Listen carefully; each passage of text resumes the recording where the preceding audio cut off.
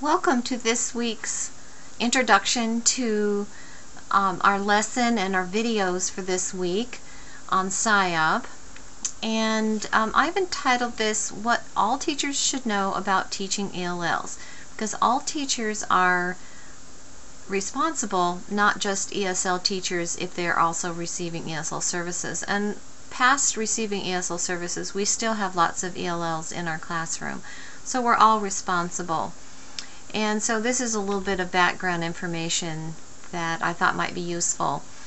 The first question I get asked quite a bit is, what is an ELL? Because you'll be needing to go out and find an ELL to do your lessons for this course, and so here is a definition that might help you.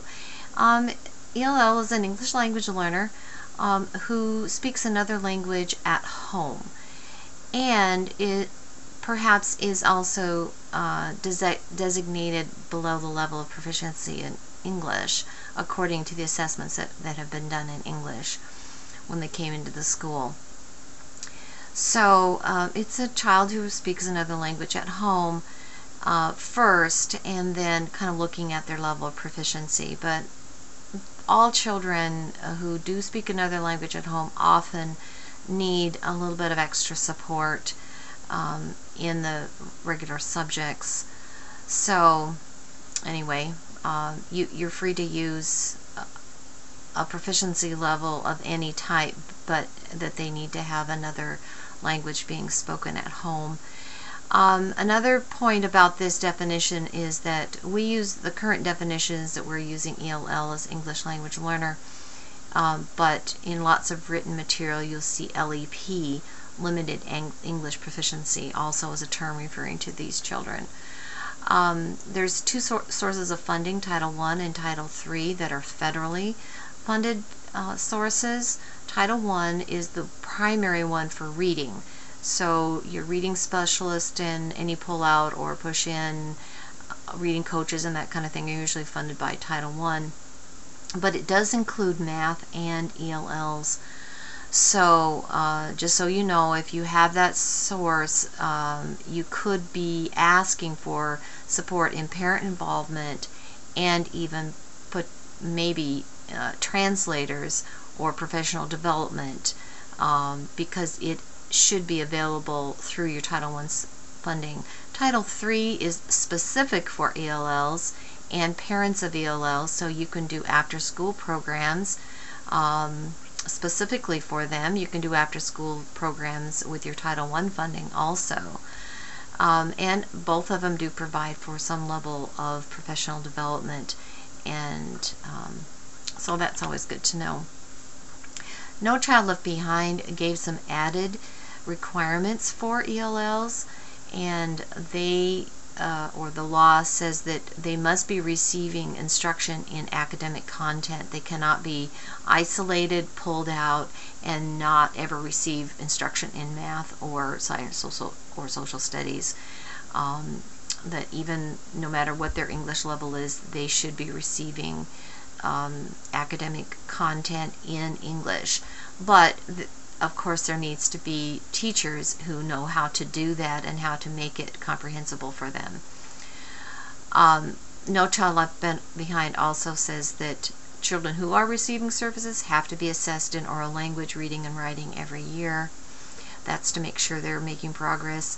And then even after they leave a program, they are to be assessed in reading, language arts, and math, and at that time they need to be included in the AY report. Before that they can be excluded.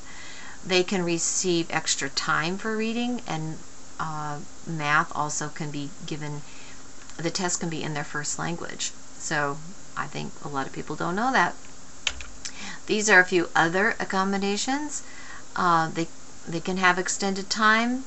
This says up to 2 years after passing the English language proficiency.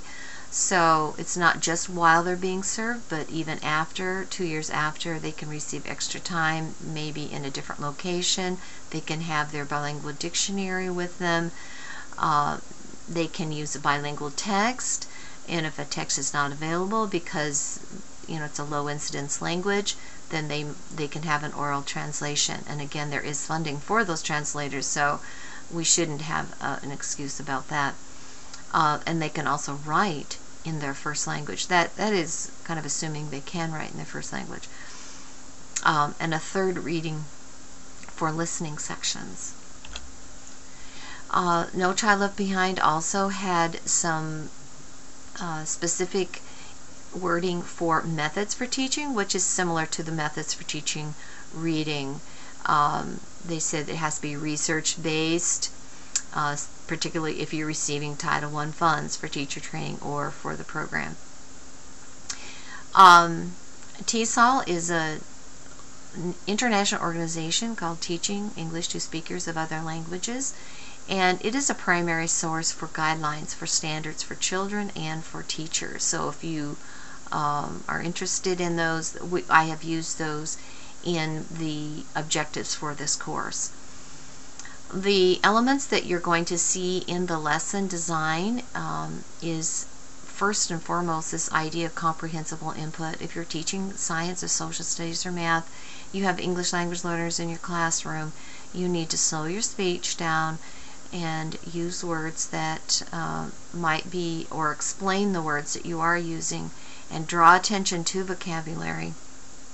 Do lots of activities with vocabulary prior to the lesson so that they have information going in. You might need pictures, real objects, things like that, anything that would make it more understandable, or even just acting things out.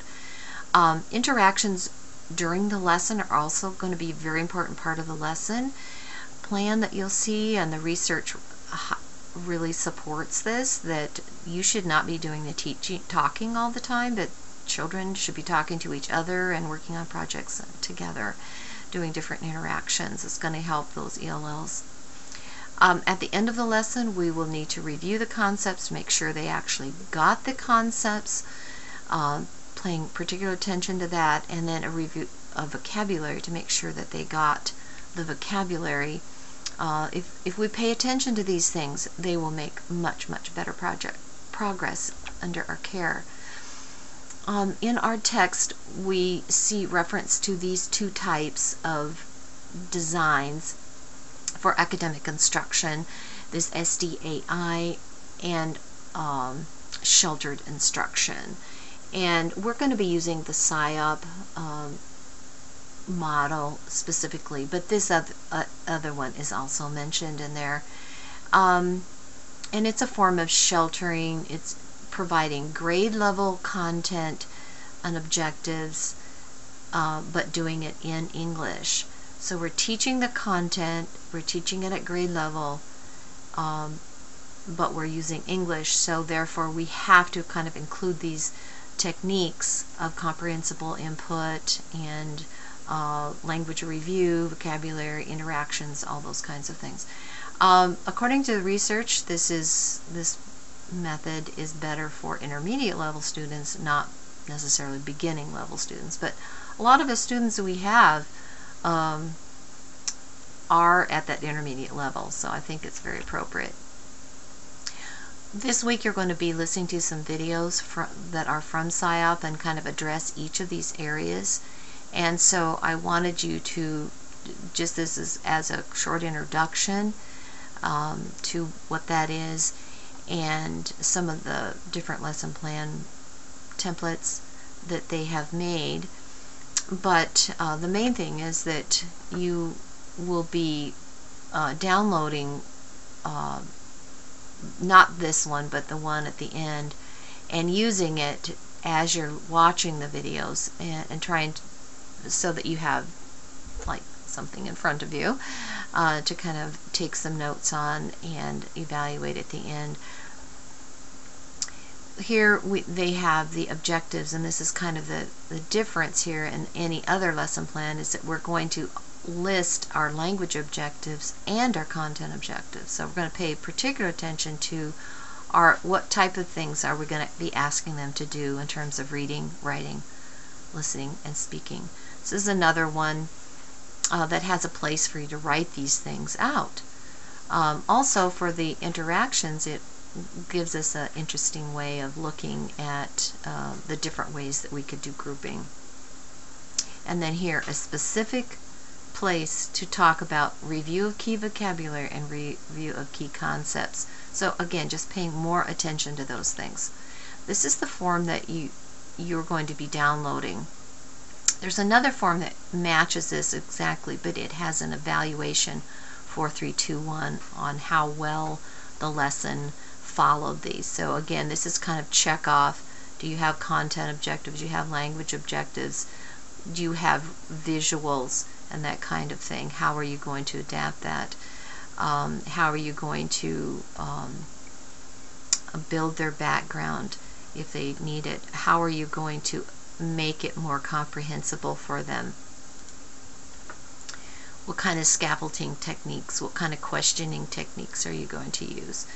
What kind of interactions, and making sure we have wait time for them, hands-on materials. And then again down here you'll see this reviewing of the vocabulary and the concepts. So this is the lesson plan template that you'll be using to design your reading lesson also. And but this week I want you just to use it to, while you're watching the video of the SIOP videos. So have a good week.